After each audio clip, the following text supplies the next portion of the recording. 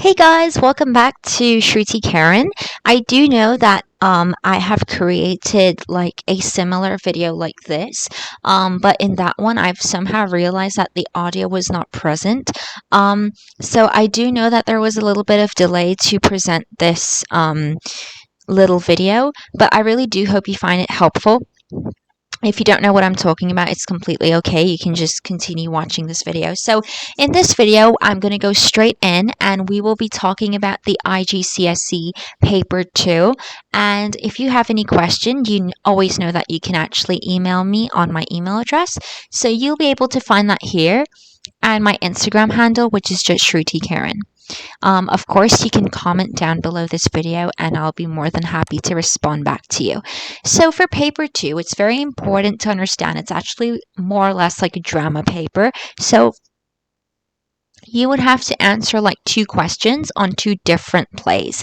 Now, a lot of students will be very confused and they'll think that you need to answer 2 questions on the same play. So you have to read the instructions very carefully and try to get as familiar as you can with the paper, because when you're more familiar, it's basically like you'll be able to do the paper more quickly and you can actually go straight into the exam paper if you understand the structure of the exam paper beforehand.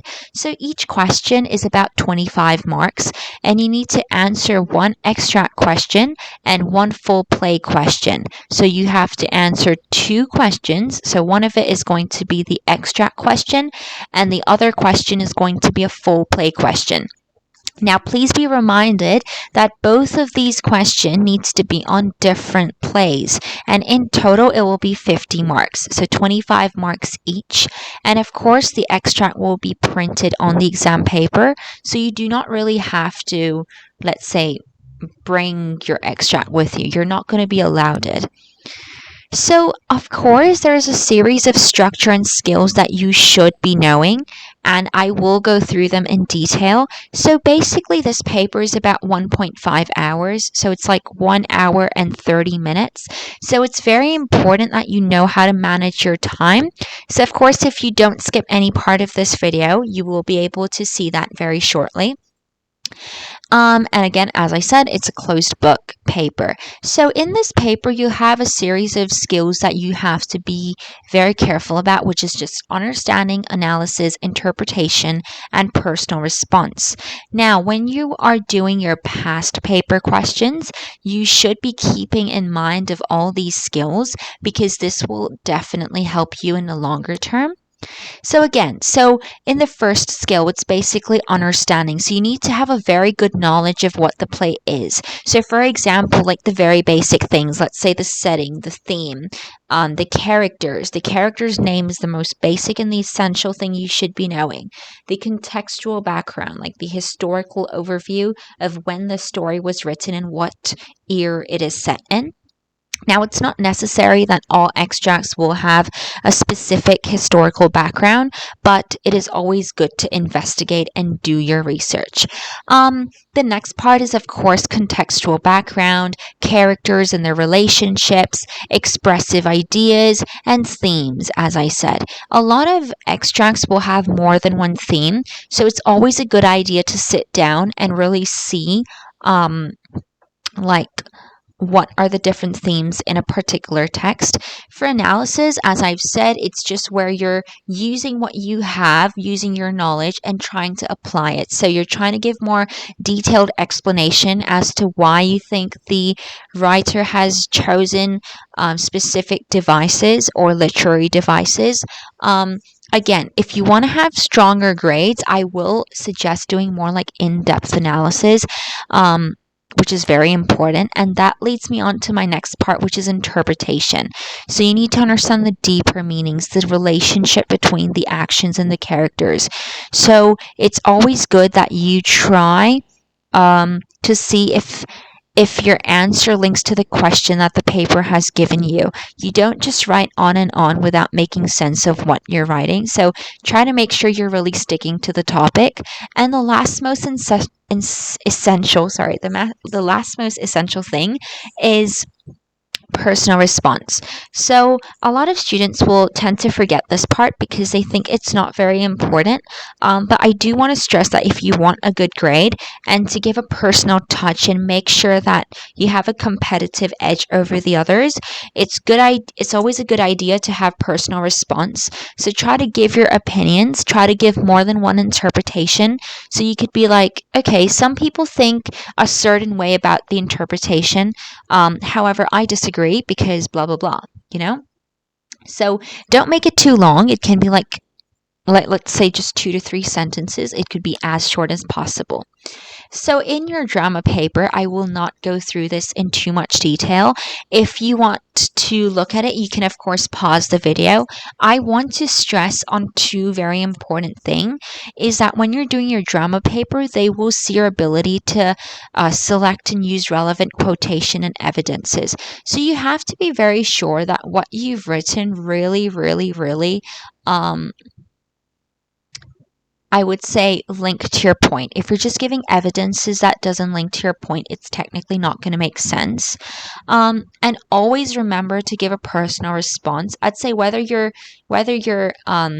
willing to get a good grade or not, it's just a good idea to have personal response to get a good personal touch, I would say. Okay, so really going into the paper, I want to say how can you answer extract questions. So of course, the first step is of course deconstructing it. So you have to like highlight the keywords. You need to think what they mean. What is your focus? And write all your brainstorming ideas at the top of the extract because that will keep you focused. So make sure that when you have a question, you highlight the question word and the main idea. So again, step one is reading the extract. You need to think, where is it from? So which play is it from? What is happening? Who is involved? Who's the characters? What is the theme? Why is it significant? What are the mood? And what is the writer trying to show us? And what's the reason for that?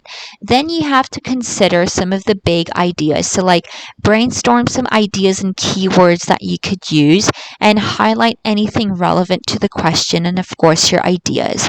Step three is, of course, talking about your examples. So you can say, what do they show? Is there any patterns you can comment on? Linking the quotes together. Step four is basically eliminating any of your choices. So if you think that time is limited and you can't write down all of the points, that's the time. So it's like you don't do it at the last moment. So before you start writing, you have to predict how many points you could possibly write, and that's the point when you want to be realistic. If you feel like some of the points are irrelevant, not strong enough, or you don't have enough time to cover it, it's always a good idea to eliminate all of those choices. And that moves me on to some of the things that you can mention in your answers. So you could mention like the stage direction, the dialogues between two of the characters, the entrances and the exits. Now, most people will not see the importance in that. I do know that sometimes it's not important and it will be like over analyzing things, but how it is important to realize that sometimes it will be very essential. So you have to be very careful if you should be using it or not.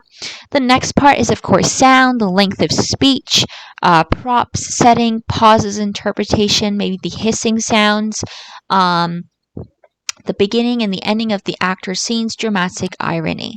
Now, here is like a sample structure, so how you could possibly structure. As I've promised you, I will give you the time management thing. So here it is at the bottom if you can actually see. So as I've said, you have 1.5 hours and you have to do 2 questions. So for every question, it is advised to do and follow the specific format that is written below. So for reading, highlighting, and note-taking, try to take about 8 minutes. For planning, try to take about 7 minutes. And for writing, try to take about 30 minutes. This is just an advised time management. This is something that I've done myself. But if you feel like there is like possibly another way of doing it, of course, feel free to do so. So for structuring your answers in your introduction, try to use the writer's name. So give a brief overview of what happens in the extract, say why is it important, and use the keyword in the question. So whatever you've highlighted in the question, that's basically the keywords that you should try and use it in your own words when you're answering. Overview of what you'll be talking about, so like your keywords. And yeah, so basically, you're just trying to use your own words to describe what is happening in the context and the extract. In the body paragraph, it's basically your points and your evidences. Try to use the Peel method, which I haven't mentioned here. So, this is why I've said try to listen to the whole video, because there is some things that I'm going to say without really mentioning it on the slides. So, when you're doing your body paragraph, try to like use a specific structure. So, you use like point, evidence, explanation, and link. I'd say that is like a hamburger structure of structuring your paragraph, and that's what I've done myself. For the conclusion part, you can just say what you've learnt and link it back to the question word in the question. Think about the themes. What is the focus of the question? What have you proven? So that's where you can give your personal touch. Now, again, if you have any question, you can always feel free to like email me on my email address, and of course, send me a DM on Instagram. Although it will take me some time to respond to each and every one of you, I will try my best to respond as quick as I can. And I have been releasing a lot of videos on literature on my YouTube channel. So if you go to my YouTube channel, I'm sure you'll find a bunch of videos hanging around talking about my love for literature, etc. and etc. If you want to apply for my tutoring sessions or any of my literature products like my study guides, those are also available in the description below. So you can see a Google form and you'd be able to access all of those things as well. Yeah, so if you have any question, you can feel free to comment down below. Till then, I'll see you in my next video, and thanks for watching.